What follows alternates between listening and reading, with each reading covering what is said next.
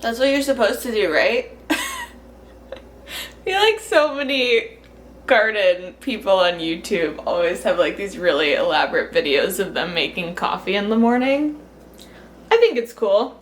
So there you go. I do not have a fancy coffee maker, nor do I care to have a fancy coffee maker.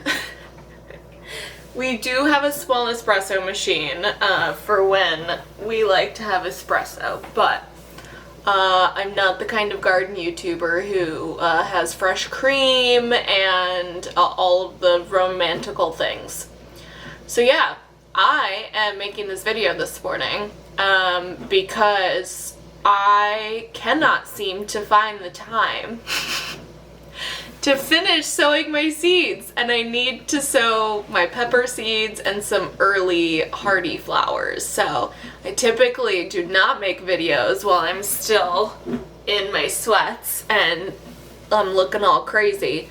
But when you work full time and you have hobbies and passions, you kind of just have to find pockets of time. So it is 7:23 a.m. and this is my pocket of time that I have where this has to get done. So I'm gonna take you along. We're making coffee. We're doing some morning like craziness of sowing seeds, and there's just so many things going on. Don't get me wrong. I love my job. I love my life. I love all my hobbies. It can feel a little hectic sometimes to get it all done. Like I was planning on doing this last night, but like I desperately needed to like wash my hair, and then I ended up talking to like every member of my family, which is an absolute blessing, but takes time. And by the time that was all done, I was like, well, I don't have the time or energy to do this. So I have all my labels written out. We're gonna do it. We're doing it. It's happening. It's happening. To the storm that followed. Yes. The first question he was asked, I have to say, and then he sort of went into that a little bit. So, pro tip, if you're doing this with a beverage, have it have a lid so you don't get dirt in your coffee. That's important. Nobody likes dirt in their coffee. Nobody asked, but I take my coffee very strong, typically a dark or medium roast, with local honey and almond milk because I'm a sensitive child with lactose and I would rather eat cheese than have milk in my coffee. Y'all, I'm in a special mood today. I just want to get this done, and I just need to get it done. So we have our seed starting trays. I did rinse them out. They still look dirty. I don't care.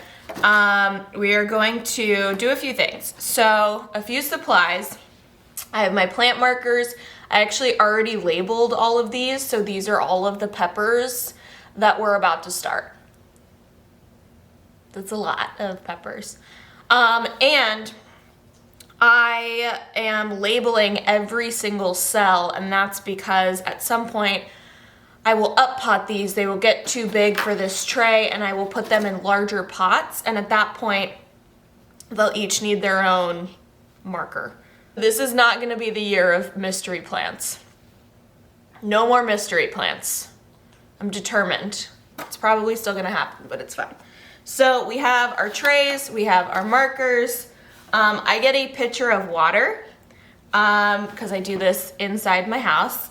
And then we have our seed starting mix. I did go ahead and decide to do the Light Warrior seed starting mix from Fox Farm. I just remember it having the best success, to be honest. So what I like to do is I actually like to fill my bottom tray. I like to fill that like halfway with water.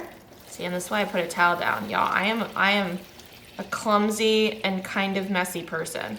Like, I'm not a dirty person. Like, I like things to be clean, but I'm just not the most graceful. And then what I do is I put the other tray in and I push it down. You can't see any of this. I'm such a good YouTuber, guys. So basically the situation we have is that your seed cells already have water in them. So when I put the dirt in, when I start to put the seed starting mix in, it will start to get moistened. Now, some people will like get like a big clean plastic tote and like pre-moisten their seed starting mix. And you can do that. I think that's great. I don't have those types of supplies. So this is the way that we do this. So I just have a little cup. Like, I would love to have a greenhouse and just be able to do this really messy, but I don't, so. And it's too cold to do this outside. This is what we do, y'all. Sorry guys, like I said, I've been so freaking busy. Like, just working and planting too many onions. And this is just, I love the time of year for seed starting because it just is like a time of hope for me. Like, that sounds really like dramatic, but I do think like there's something about seed starting and thinking about the garden where you can really just start to dream. And I love that. Like, I just freaking love that. I got 2 bags of this seed starting mix, and the seed starting mix is about $22 a bag at my local nursery. I don't know if you could get it somewhere cheaper. I'm trying really hard this year to do better at supporting local nurseries that I like, and not just run to like a big box store every time I need something. But y'all, that is, it sounds dumb, but it's hard. But I think it just requires a little intention, right? Like, I really wanted to do better about composting our food scraps this year because we have both a city compost service and I have a tumbler composter. And it takes some like discipline and it takes some like rewiring of, you know, your brain and how you've been doing things, for you to like, you know, change a behavior. So yeah, in regards to starting to go to the local, you know, nurseries instead of the big box stores, it just requires a little more discipline. I just got this done, and I make sure to press down the soil in each cell because I put the soil in dry. So seed starting mix has a lot of air, and it's supposed to, but what that causes when you put stuff in dry is it's gonna be like drastically different with how much seed starting mix is actually in here. Also, I don't run into this very often, but sometimes you will get pieces like this, where it's like a stick. I just take those out. Again, it happens way less frequently in seed starting mix than it will in like a potting mix, where you just have like a lot of like woody chunks. Okay, I think this is ready. So what I'm gonna do is I'm gonna show you how I plant seeds. And I think honestly the biggest place that people go wrong when they're seed starting, well, there's a few places, but I think people sow their seeds like way too deeply. So I need another swig of coffee. Hey y'all, we are starting with my jalapenos, and I really like these non-spicy jalapenos just for different things, for stuffed jalapenos and things like that. So seeds are very tiny, and I actually think I'm gonna plant 2 seeds per cell because peppers can be a little difficult in regards to germination. So this is how tiny the seeds are. Very tiny little seeds. And these are the cells we're gonna put them in. So what I do, take the marker out.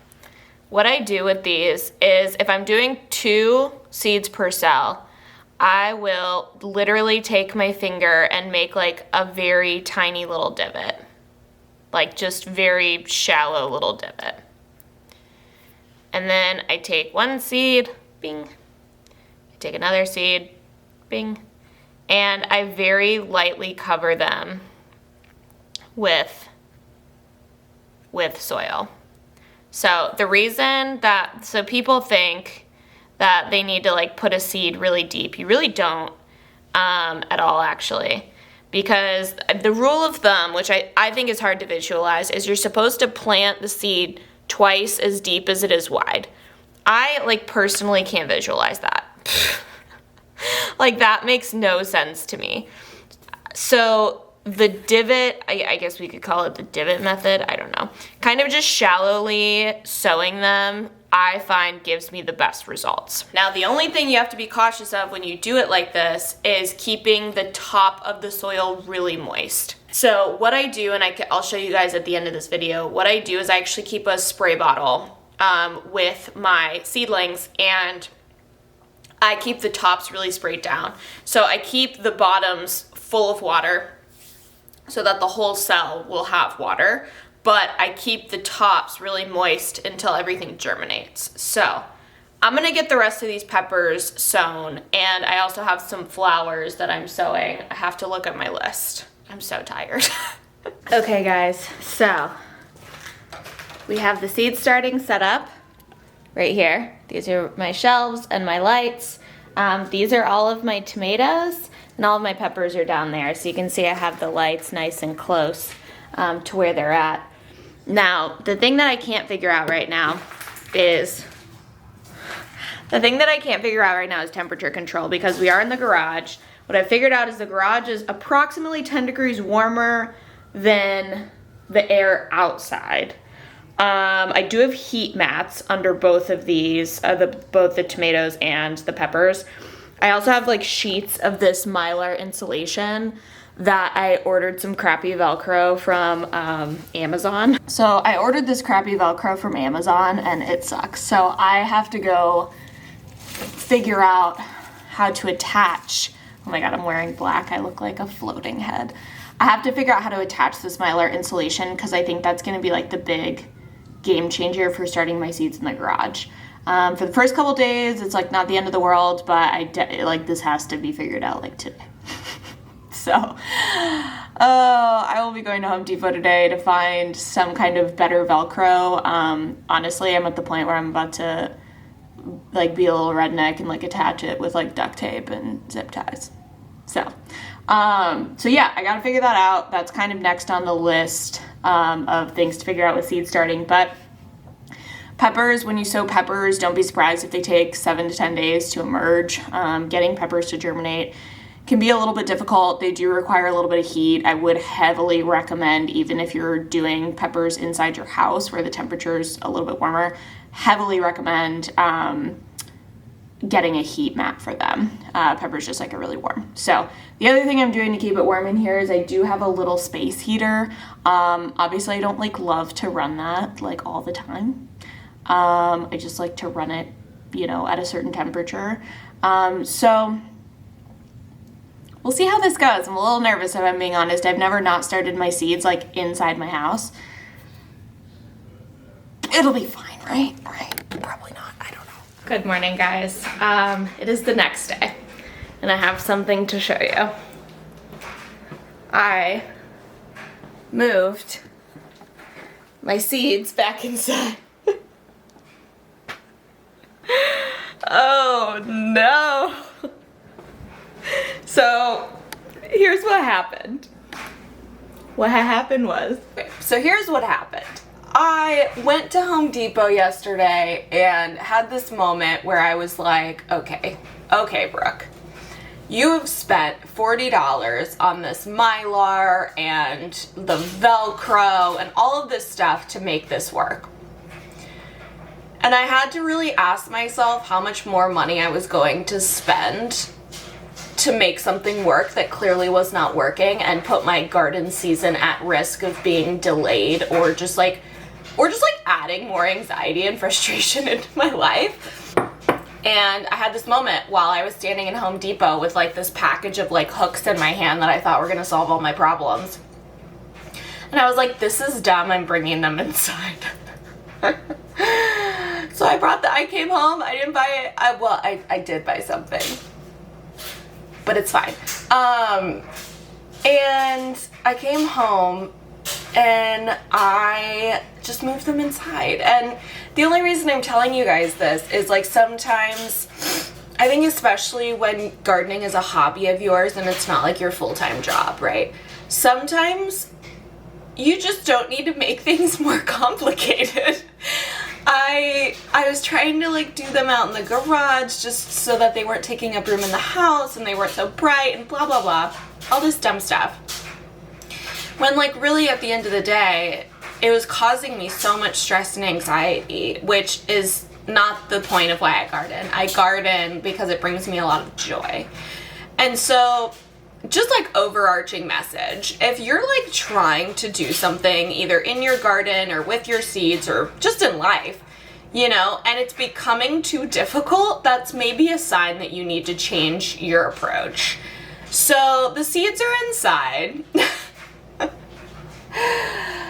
Oh, and I feel so much better. I feel like a new person. I feel like a different person than you saw yesterday, who was very chaotic and upset and anxious because my garden is so close to my heart and it's something I'm so passionate about and I take so much time to do. And the thought that it was gonna all go to shit for like no reason, it was just really dumb. It was really dumb. So the seeds are back inside. And I'm sure by the time they get big and are like overrunning my life, which ultimately is what happens, like approximately 2 weeks before I put them out, it'll be warm enough I can move them to the garage, I can put them outside, like there will be options at that point. So that's what we're doing. And Hey y'all, I wanted to finish up this vlog while I still had some daylight. So it's funny, I was actually editing this vlog at 5:30 this morning. Trying to figure out if I even wanted to post it because it felt chaotic, it felt a little hectic, but I also think there's a very real aspect of that.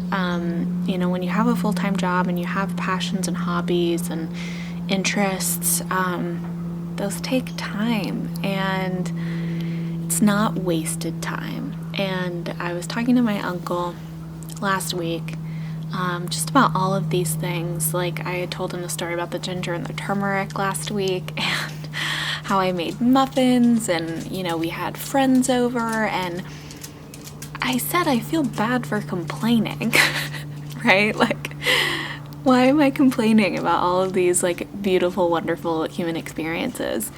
And I finally found a phrase for it, and it's privileged chaos. And I think that kind of honors both parts of it, that they're not real problems, right? Like the fact that I can't find a nugget of time to like sow my tomatillos, that's not like an actual problem that's going to like endanger my state of being.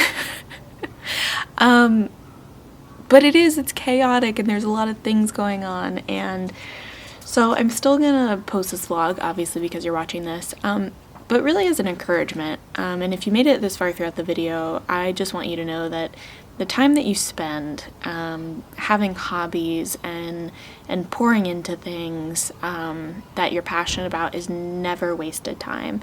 And it might feel chaotic sometimes, and it might feel anxious, and it might feel like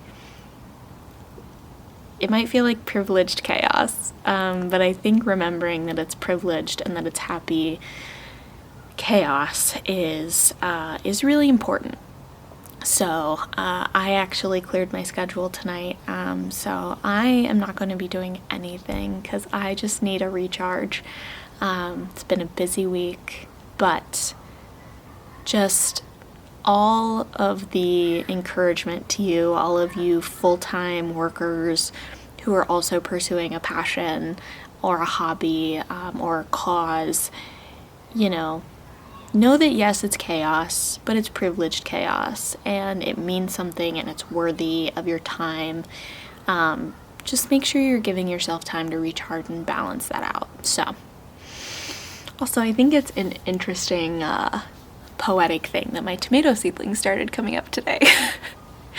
So maybe these things all happen in time, because when I saw that, all of the chaos that I had felt all week kind of melted away. So coming up, it's going to be an onion planting video and my top tips for onions, as well as planting blueberry bushes, because I have a couple of new blueberry bush varieties that I will be planting. So keep a lookout for those. And if you're in the same boat I was this week, just hold on, take some time for yourself to recharge, but also just know that all of your endeavors are worth it.